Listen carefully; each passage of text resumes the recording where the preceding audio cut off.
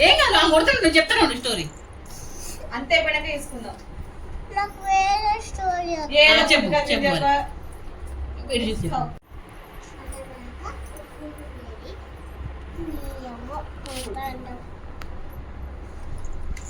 ఏం కాదు ఆ కొడతాను నేను చెప్తాను స్టోరీ అంతే పడక వేసుకుందాం.